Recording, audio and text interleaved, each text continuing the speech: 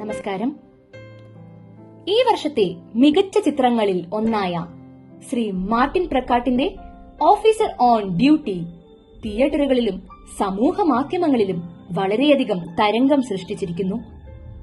കാലിക പ്രസക്തിയുള്ള ഒരു വിഷയത്തെ ആസ്പദമാക്കിയുള്ള അവതരണ ശൈലി, ഫാമിലി, ഫ്രണ്ട്സ്, പ്രൊഫഷൻ എന്നിങ്ങനെ പല തരത്തിലുള്ള ഇമോഷൻസിനെയും ഉൾക്കൊള്ളിച്ചുകൊണ്ട് നായകനും പ്രതിനായകർക്കും തുല്യ പ്രാധാന്യം നൽകിക്കൊണ്ട് ചെയ്തിരിക്കുന്ന ഒരു സൂപ്പർ ഡ്യൂപ്പർ ഹിറ്റ് ചിത്രം.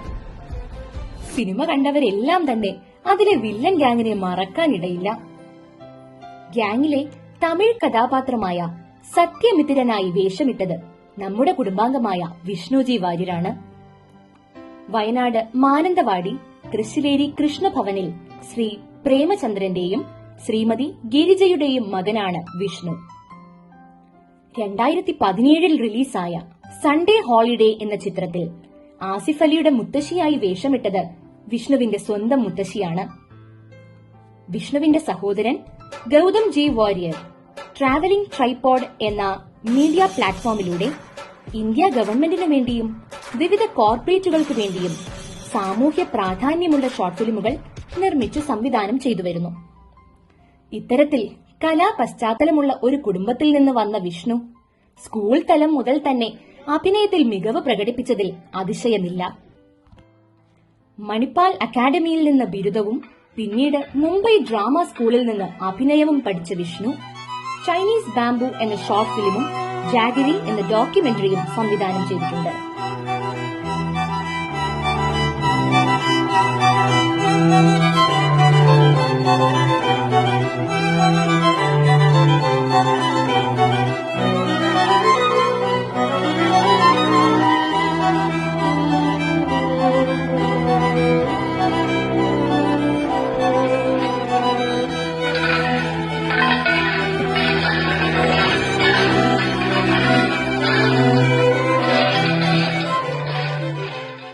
Titan, cry, hill Bloom school എന്നിവയുടെ പല ഇവന്റുകളിലും എംസിയിങ്, ആങ്കറിംഗ് എന്നീ ആക്ടിവിറ്റികൾ വിഷ്ണു ചെയ്തിട്ടുണ്ട്. കൂടാതെ വിവിധ മാർഷൽ ആർട്സിലും വിഷ്ണു സമർത്ഥനാണ്. മലയാളം, ഹിന്ദി, തമിഴ് എന്നീ ഭാഷകളെല്ലാം വളരെ നന്നായി കൈകാര്യം ചെയ്യുന്ന വിഷ്ണു പോച്ചർ എന്ന മൾട്ടി ലിംഗ്വൽ സീരീസിലും അഭിനയിച്ചിട്ടുണ്ട്. നാളുകളായുള്ള പരിശ്രമത്തിന് ശേഷം വിഷ്ണു ആദ്യമായി ബിഗ് സ്ക്രീനിൽ എത്തുന്നത് ബോളിവുഡ് സൂപ്പർ സ്റ്റാർ അജയ് ദേവഗനൊപ്പം മേദാൻ എന്ന സിനിമയിലൂടെയാണ്. 1980കളിൽ ഇന്ത്യൻ ഫുട്ബോൾ ടീമിൽ കേരളത്തെ പ്രതിനിധീകരിച്ച ഫുട്ബോൾ പ്ലെയർ ശ്രീ ചന്ദ്രശേഖറാണ് വിഷ്ണുവിലൂടെ പ്രേക്ഷക ഹൃദയത്തിലെത്തിയത്.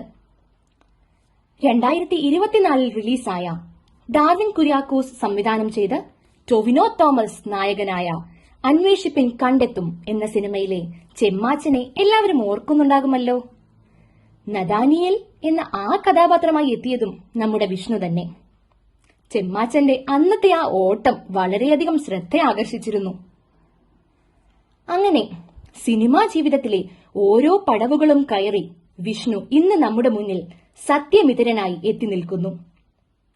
തുടർന്നും ഇതുപോലെ പ്രേക്ഷക മനസ്സിനെ ആകർഷിക്കും വിധം നല്ല നല്ല കഥാപാത്രങ്ങൾ വിഷ്ണുവിനെ തേടിയെത്തട്ടെ. Thank you.